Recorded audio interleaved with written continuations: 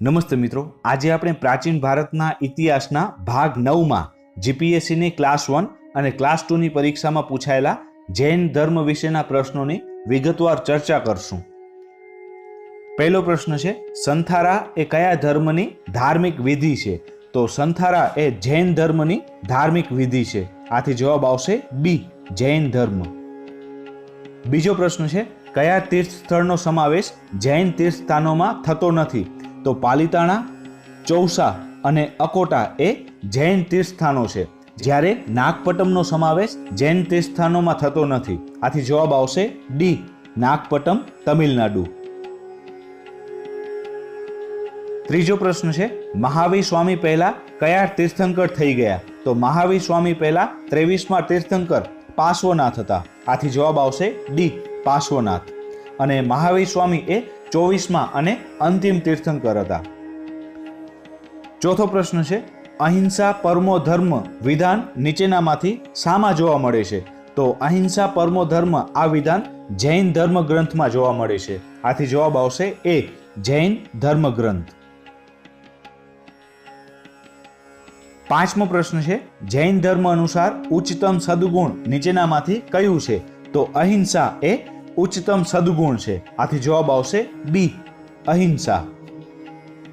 છઠ્ઠો પ્રશ્ન છે, સ્યાદવાદનો સિદ્ધાંત કયા ધર્મ સાથે સંકળાયેલો છે? તો સ્યાદવાદનો સિદ્ધાંત એ જૈન ધર્મ સાથે સંકળાયેલો છે. આથી જવાબ આવશે એ, જૈન ધર્મ.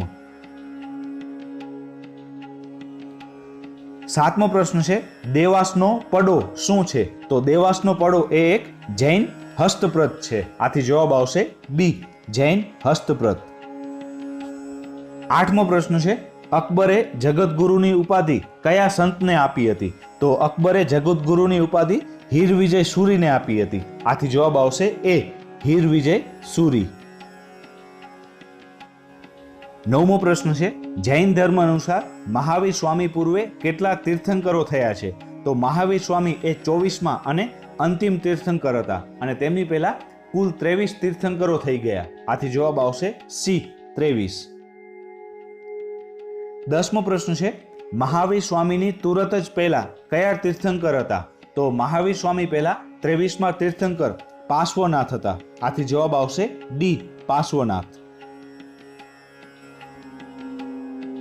11મો પ્રશ્ન છે, જૈન ધર્મનું સાહિત્ય કયા નામે ઓળખાય છે? તો જૈન ધર્મના સાહિત્યને આગમ તરીકે ઓળખવામાં આવે છે. આથી જવાબ આવશે ડી, આગમ.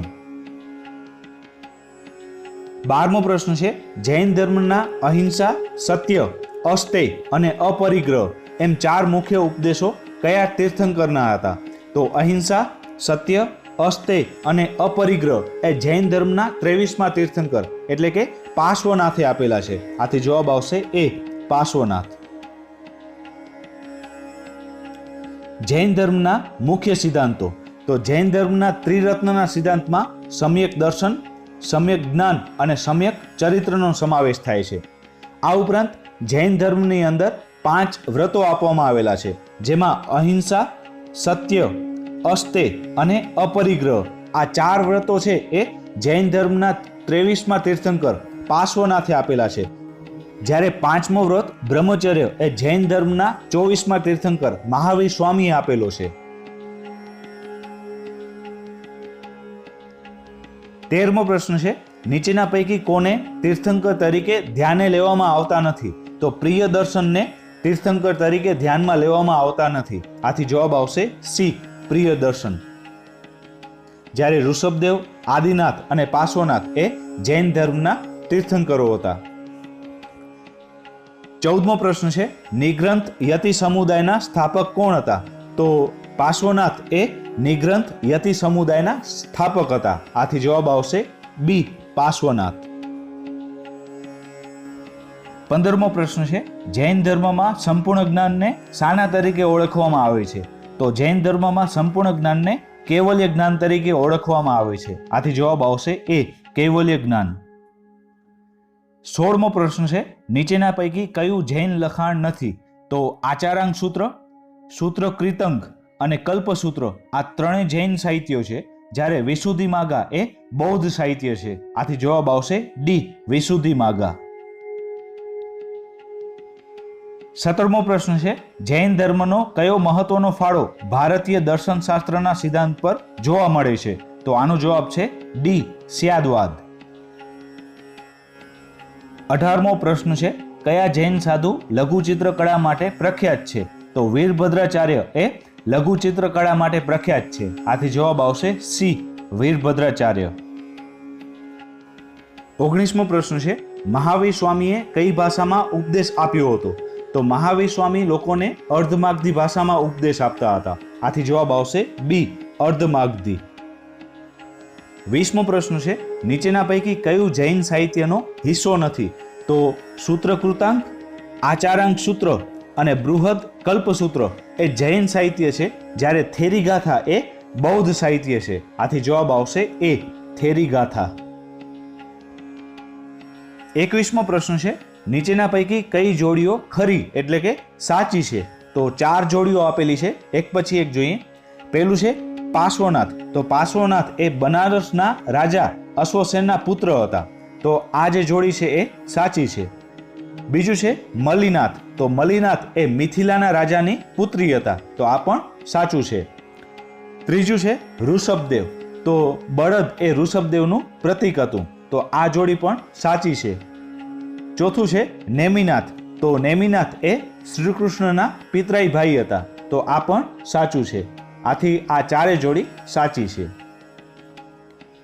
22મો પ્રશ્ન છે, નીચેના પૈકી કયો સિદ્ધાંત જૈનોના રત્નત્રય અથવા તો ત્રિરત્ન સંબંધિત નથી? તો જૈનોના જે ત્રિરત્નનો સિદ્ધાંત છે એની અંદર સમ્યક દર્શન, સમ્યક જ્ઞાન અને સમ્યક ચરિત્રનો સમાવેશ થાય છે. એની અંદર સમ્યક તપનો સમાવેશ થતો નથી. આથી જવાબ આવશે ડી, સમ્યક તપ. 23મો પ્રશ્ન છે, જૈન દર્શન અનુસાર સ્યાદ એટલે શું? તો સ્યાદ એટલે સત્ય અને ક્રમિક જ્ઞાન. આથી જવાબ આવશે એ અને બી બંને. 24મો પ્રશ્ન છે, કલ્કાચાર્ય કથા કયા ગ્રંથમાં છે? તો કલ્કાચાર્ય કથા છે એ જૈન ધર્મ ગ્રંથમાં જોવા મળે છે. આથી જવાબ આવશે એ, જૈન. 25મો પ્રશ્ન છે, ઇન્દ્રગૃહમાં આવેલ દિગંબર જૈનોનું નાનું મંદિર કયા જૈન તીર્થંકરને સમર્પિત છે? તો આ મંદિર એ જૈન ધર્મના તૃતીય તીર્થંકરને સમર્પિત છે. અને જૈન ધર્મના તૃતીય તીર્થંકર એ સંભવનાથ છે. આથી આ મંદિર એ સંભવનાથને સમર્પિત છે. આથી જવાબ આવશે સી, તૃતીય તીર્થંકર. 26મો પ્રશ્ન છે, પૂર્વા જૈન સાહિત્ય કેટલા પૂર્વાનું બનેલું છે?